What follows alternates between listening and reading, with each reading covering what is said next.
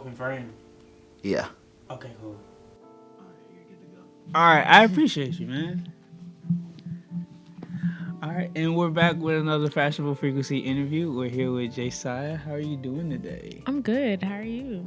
I can't complain. I know this is our third time Yeah. doing this. Yeah. Folks, we've had some technical difficulties, and I just appreciate Jada being so patient with us and allowing us to, share her story of how she got into crocheting and just being a designer overall. Mm-hmm. Can we start from the beginning of when you got into, your craft? Yeah. Okay. So, I've been crocheting for about a little bit more than 10 years now.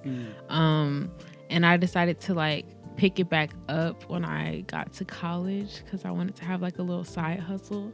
Then I realized I wanted to turn it into a business. After vending for so long, I was like, this seems like it could be something serious and something I could actually do. So I started to put all my time towards it, and now I'm where I'm at today. I put out my website at the beginning of the year, and cool. and I'm just flourishing with my journey in it. No, that's dope. I didn't even know you had a website. I know just looking at your page, you had a Depop for a second. Yeah, right? I made a website recently. Someone just was like, you need to make a website. I've heard that the whole time I've been crocheting and doing this, but I finally got the chance to actually make it how I wanted it to look. Mm-hmm. And Okay, and tell me about going into the process, because I know there are many different platforms that you can use, from Big Cartel, Shopify, or were you kind of working with a web designer to bring your vision to life? So I originally wanted my brother to help me because he's a coder. Okay. And he knows how to actually make a website from scratch, from coding. That's super cool. Yeah, but I wanted to pay him for his work, so I wanted to wait and then make sure I have a really specific design, which I didn't. So this time I use this site called ReadyMag, and they give you templates, but I actually started my website from scratch on there and used their tools, but I didn't use any template, and I kind of just went with my aesthetic and kind of trusted my design ideas, and I did it all by myself. Yeah. Yeah, you're the web designer, you got a coder, y'all got a family business we do. But so it took me maybe 2 weeks to get it done, which is kind of quick, but I spent a lot of time doing it. I was spending every day trying to make sure it was good. And it ended up turning out how I wanted it to, and I really like it. The process was interesting. It's a lot of tedious work, and a lot of stuff smaller things that you have to pay for monthly for websites, but it's worth it in the end if you feel like your business is going to support you. So you might as well put in those investments. And you have to invest in yourself. Yeah, you do. No, absolutely. Yeah. And you said it fits your aesthetic. How would you describe that? What is it? I feel like my aesthetic is very colorful.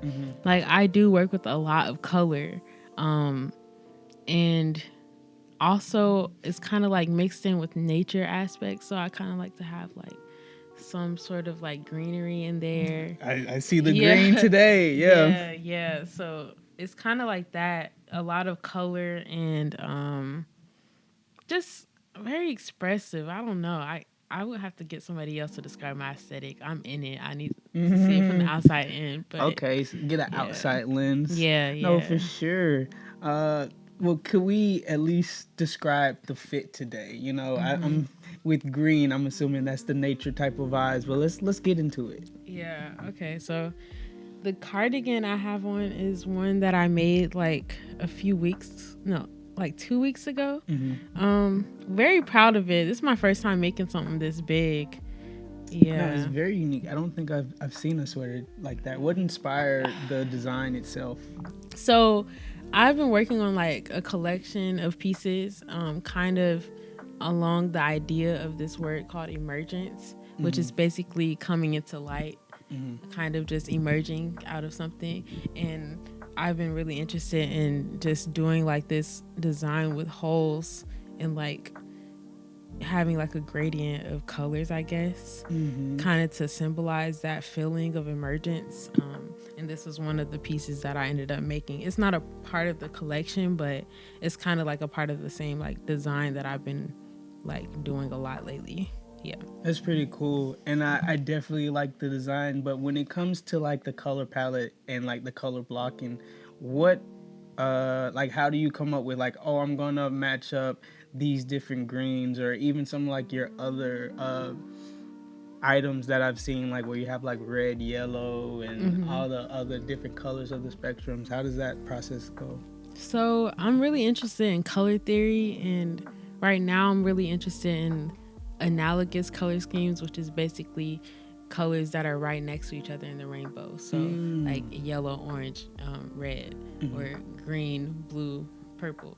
Like they're next to each other, and I like the fact that they're in order. It's kind of like it creates a gradient look, which is basically a blend of like colors, but in a certain order that I like. Because I do like the rainbow, but I don't want to explicitly just have the rainbow color scheme in my clothes. So I kind of like to like break it up into certain parts of the rainbow. So like the warm parts, then the cooler parts, and then also I like to work with the different shades of like one color. So especially with green, I do like dark to light green, or brighter greens to more duller greens. But a lot of the materials that I get are secondhand and from like the thrift store. Really? Yeah. So usually I work with what I got, and that's the colors that end up being on my clothes. Like I don't usually like.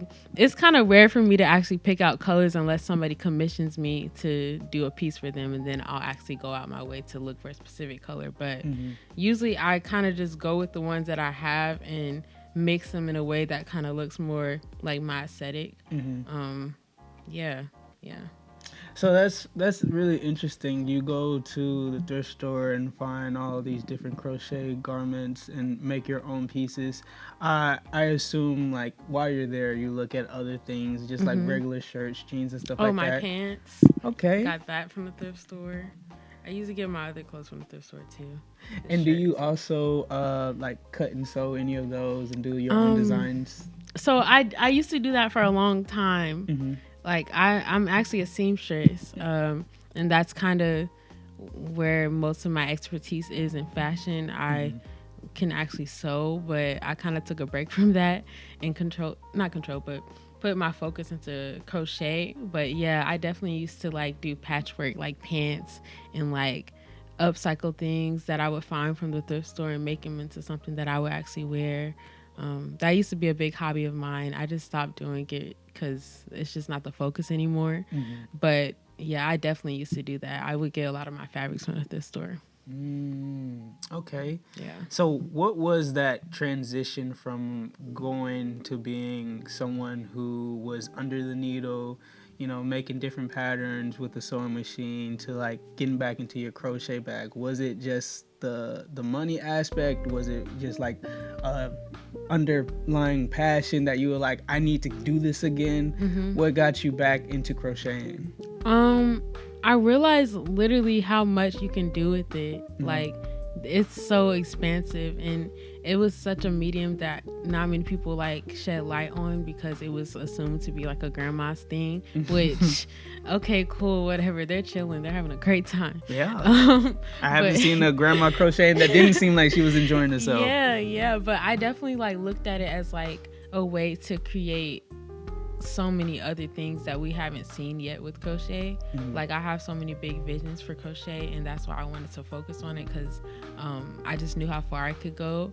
And you can do that with being a seamstress and sewing, but I just feel like when I'm crocheting, I feel like I'm literally making something from scratch and turning it into something. Like it feels like more magical for me. And that's why I like to crochet, because it literally feels like I'm birthing like things. And yeah. But yeah, you can do so much with crochet. It's definitely my favorite medium right now. I can do a lot of things with it and make different types of clothes. You can make different types of just art that you have around. You can it's like you can just do a lot with it, and I think a lot of people should pay attention. Yeah. Yeah, no, absolutely. And you make clothing, garments. I think, from my knowledge, you started off with hat wear and then went on to doing the sweaters and stuff like that.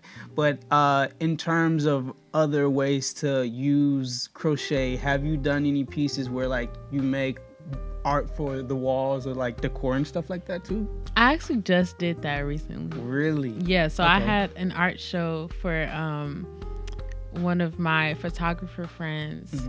Her name on Instagram is Copacetic Vision, I think. And then her brand name is Feminine Productions. And she just had another art show, and I had to make backgrounds for the pieces that I was putting up. Because they were clothing items, I didn't want to like have them on mannequins because I feel like that was just the normal way to display clothes. Like I wanted it to actually look like an art piece, so I made backgrounds outside for the box. Yeah. Okay. So I actually made like backgrounds for them, and that actually turned out to be like some cool wall art. Like, have you ever seen a dream catcher before? Yes. It's similar to that. I made like bigger versions of it out of crochet. Okay, cool. Yeah. So like how big are we talking about? Like hula hoop size. Okay, that's pretty big. Yeah. But I definitely want to get more into that, especially with like set type design for museum curations. I would love to integrate crochet more into that type of stuff. But I really like functionality, so I like the idea of having just a piece of art on the wall, but I love when you can make it something that people can experience and actually like use. So I want to find more ways to implement functionality into set design with crochet. Yeah. Okay, so map it out for me. You have a gallery. What is the vision and how do you make it functional with all your art pieces? Well, I mean, I feel like you should start from the beginning with thinking of it all as like one thing together and not separate components. Okay. So whatever the background is or the environment is that I'm creating it's going to be working together with the art that's going to be actually displayed in there. So it's not just going to be separate and like you just placing it on top. It's going to be built all together. So I feel like I would have to think more on that, like my visions for how I want to, but it's definitely going to have a lot of color and definitely a lot of textures. I like different types of textures. No, absolutely. And I think, well, not I think, I know because I was there. You hosted an event or like a gallery last year where you curated a space where you had all your art and stuff on there. Can you tell us about that? Yeah. And how that came about? Okay, yeah. So I wanted to, well, one of my friends actually, she convinced me that it would be a great idea to have an event for my artwork because I do kind of jump from different mediums and then kind of just forget the stuff that I already did before. And I used to be like a painter and a bit like more of a visual artist, and I don't really shed light on those pieces that much. Not that I don't cherish them, I do, but I'm still trying to find a way to integrate that with my fashion. But I wanted to have an event to showcase that plus the hats that I've been working on and just the new ventures that I went into.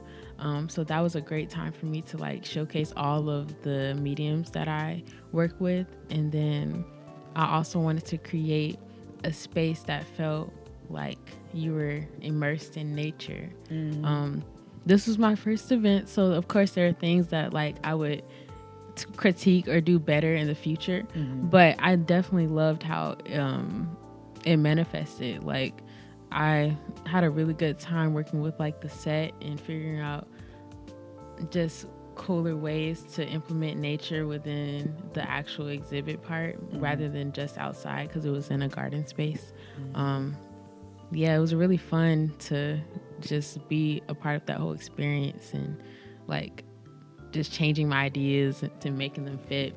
But it definitely taught me a lot about curating spaces, and now I kind of know how much really needs to be in there for it to feel like really immersive. Oh, that's super dope. I'm I'm eager for the next one, for sure. Me too. And we even talked about how you are like you have a vision for what you want to do next with crochet. Could you put us into that world of like what's in the pipeline for you in terms of design, curating events and things of that nature? Yeah, I definitely want it to be more of a collaborative thing from now on. Mm-hmm. I'm probably going to be moving from doing hats primarily to doing more, showing more of like my actual clothing that I make. That's kind of my focus right now. And then I also want to like work with more people and make things for them. That's like kind of that's what I really like to do. Like one of one pieces? Yeah, yeah. Okay. Like I like to be commissioned to do pieces for people. That's pretty But of dope. course, I like the freedom of creating the design myself. But that's something that I really enjoy doing. No, absolutely. Yeah. Do you have a piece of advice for someone who's looking to get into crocheting or just like being expressive in art and sharing that with the people, sharing it with the world?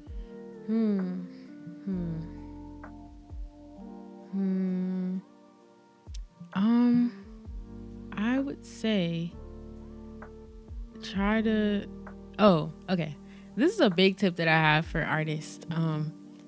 Because I feel like a lot is not shown like to the masses how much you fail when making things, and failing is just as big as like having successful pieces or successes from your art.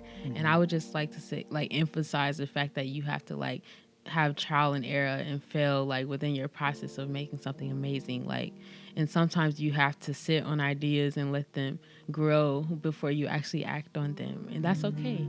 Just change your focus to something else, but like, yeah, don't rush the process. I feel like that's something that I would say, because rushing the process of how you grow from your art and get a lot of people to like be aware of what you're doing, you want to make sure that's something that you're truly proud of and that you like actually worked on and thought about and made time for it.